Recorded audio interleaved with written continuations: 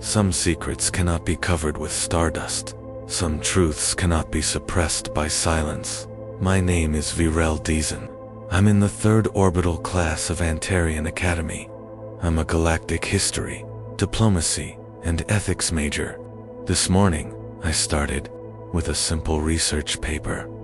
And that day was the end of it all. The assignment was simple. Code 712F. Reasons why the human race must be barred from galactic wars. The textbooks were clear. Instability, incompatibility, destructive tendencies toward self and other species. But it was never fully explained. In the Council's words, Information Access Denial Code Red. I didn't try to crack that code for an assignment, but someone did. And that person was Sarah Velkrin. The first time I saw Sarah, she was standing in front of the Galactic Antiquities Archive. Her eyes were sapphire blue, but they shone with the fury of a star. The delicate green glow of her skin was unique to the Zephyrin race. It was the first time I felt something of hers, a sharp loneliness. Then she turned to me. Our eyes met. She smiled. Do you want to learn more about humans? She asked, as if she had read my mind. That was it. I should have turned back, but I didn't. The archives were below the 6th floor, in the Lost Knowledge section. Officially, only Council officials had access. But Sarah held a black crystal that unlocked genetic locks. How did you get this? I asked, drowning out the sounds that hummed like old-world chants from within as the door opened. Humans gave this to me, she said. I kept what they left behind. As we entered, a hologram appeared before us. A broken but angry male voice spoke. We didn't give up because you excluded us, because we won. We won in a way you won't understand. File name, Sealing Protocol, Terra's Last Stand. At that moment, my head spun. The humans hadn't been banned. The humans had been silenced. Sarah took my hands, warm and determined. This truth is profound, she said. But I trust you, Virel. Shall we explain it? My answer wasn't yes. It wasn't no either. I just nodded, silently, trembling, and an image rose from the hologram. A man, sweaty and bloodshot, his eyes fixed on the sky.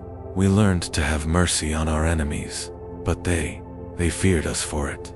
His name, Commodore Elias Varn, the last human commander. And in that moment, we learned the humans hadn't been destroyed. They had been forced into oblivion, but we could no longer forget. Our ship, floating among the stars in the endless void, was silent, but inside us, a storm raged. Virel, Sarah, and Lyra, we were no longer just students, but warriors shouldering the burden of fate. Lyra carefully examined the data crystal she had retrieved from the Prometheus library. It was fragile, yet strong. Within it lay the lost pages of human history. The Council is watching us, she whispered. This knowledge will reveal their dark secrets. Sarah closed her eyes and took a deep breath. Why was humanity excluded from the war? We must learn. But knowing the answer came at a price. The Council saw the human extinction not merely as an end, but as punishment. Humans had disrupted the sacred order of the galaxy. Even in fighting, they had lost human dignity. But the records Lyra had found told a different story. Humans had achieved something beyond war, forgiveness. The Council erased true humanity to hide its own mistakes, Lyra said. But we can see beyond them. But our trail had been cut off. A traitor was among us. Virel glanced at Lyra out of the corner of his eye, trying to suppress his suspicion. The fragility of trust was more dangerous than even the deepest fears. Someone who helped us is collaborating with the Council, Sarah whispered. We must find out who he is, or this war will be lost. Just as we were about to use the data crystal to spread humanity's true story, dark forces attacked. We fled, breathless, within the cold walls of Solace-3. But in that moment, a silent bond formed between Sarah and for the first time, in the shadow of danger. They touched, and love blossomed in the most unexpected moments. I woke up in a cold, metallic-smelling med bunker. The lights were pale blue. I was wearing a tissue-binding device made with ancient, human technology. The wound, on the left side of my spine, still burned hot. Sarah was at my bedside. She hadn't slept. There was a different light in her eyes now. Not fear, faith. "We're not alone anymore," she said in a whisper. "Someone heard us." The bunker had been provided by Lyra Vex, my childhood friend, one of the Academy's brightest minds. She was a loyal student of the Council, but when she saw us, her face cracked. She refused to believe it. But she, too, had heard Elias Varn's voice. Humanity is not destroyed. Humanity is forgotten. The data crystal we'd recovered from the Prometheus library revealed the truth to Lyra. The humans had won the war against the Council, but their victory came not by force of arms, but by a moral test, and the Council couldn't bear it.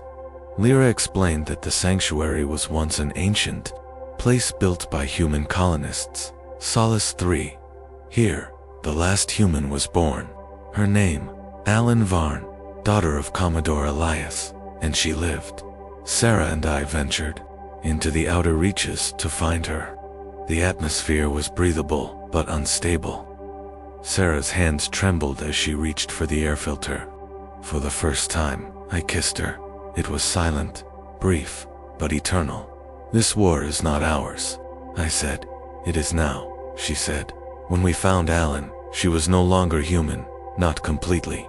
She was a synthesis, a combination of biological consciousness and machine intelligence. She was Elias's legacy." "You carry the truth," he said, "but you must pay a price to make it known." The Council located Solace 3. The shadows came again, but this time, we were ready. Alan initiated an interstellar BROADCAST system. Varn's final speech was transmitted to millions of life forms. We were the end of humanity, but perhaps we can be the beginning of others. As Sarah entered the broadcast center, her face was determined. She squeezed my hand. "I love you," she said. I heard those words for the first time. And now silence was impossible.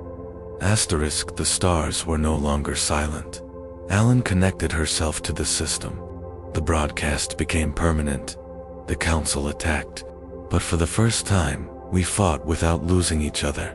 Virel, Sarah, Lyra, Alan were no longer mere carriers of information. We were the echo of humanity.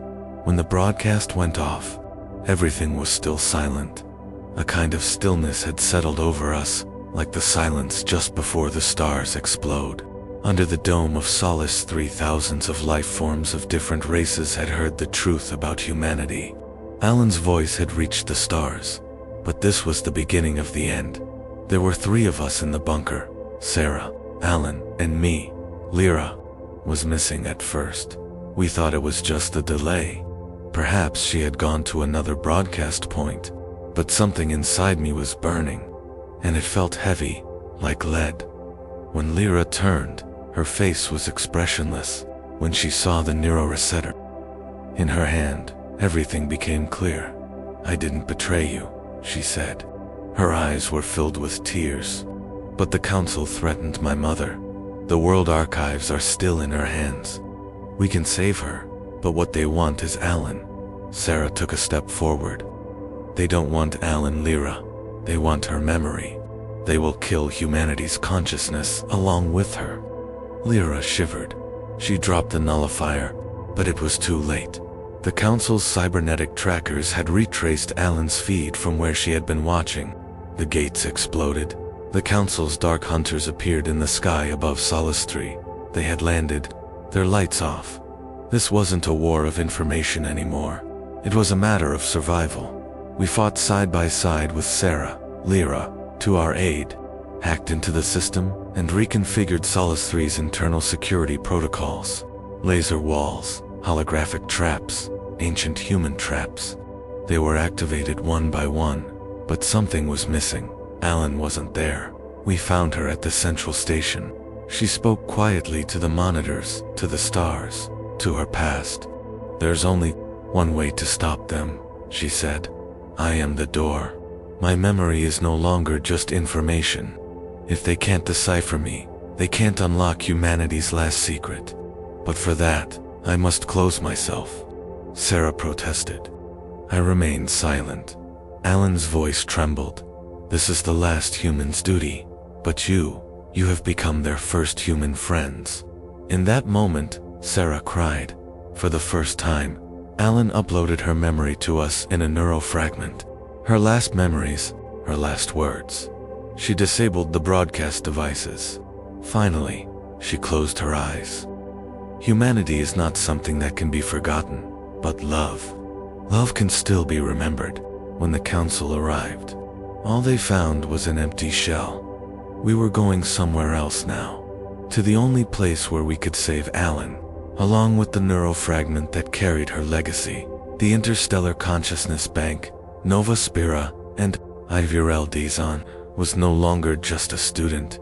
I was the witness who held the secret of humanity. When we arrived at Nova Spira, the sky was colorless, gray. It was like an echo of silence for the entire galaxy. This was where consciousness was archived, where memories were transformed into starlight, the memory bank of galactic civilizations. And now, we had to connect the neurofragment imbued with Alan's last memory here. But the council knew it too. Nova Spira was protected by the most powerful energy turbine in the universe. The seal was held there, the original text of Law 712F. The true statement of Elias Varn, a chapter removed from the history of the galaxy. Now, it was not just us. The entire galaxy had to hear it. However, access to the turbines was only available to witness-level individuals. This was impossible for Virel, but Sarah combined the crystal's energy with her own life signal. She remembered our kiss, the symbol of our unity. Humanity was sealed with love. Therefore, it will be opened with love. Oraktan Merid, the leader of the council, arrived. The time rift had opened. Sarah's energy was weakening. Lyra activated the broadcast system at the last moment. Virel cried out across the galaxy in Elias Varn's voice. "We humans have forgiven. Even in war, we have not forgotten the sanctity of life. We won because we built instead of destroyed. And you have forgotten us because you continue to destroy." Merit attacked, but it was too late. The entire galaxy heard Varn's and Alan's true voices. Forbidden knowledge was now free. The people were reinstated in the council's records. The ban was lifted, but Sarah could not resist. Her body turned into energy. The crystal shattered, and she vanished among the stars. She became light. One voice remained. "I will wait for you in eternity, Virel, for you have become the human in my heart." Years passed. I am no longer a historian. I gave the first speech at Nova Spira's humanity platform. Alan's neurofragment was considered sacred by all galactic civilizations. Lyra left the council. Humans were no longer a myth, but a hope. And I still see Sarah in every star, because she learned the truth. And she taught me, being human is not about remembering. It's about feeling.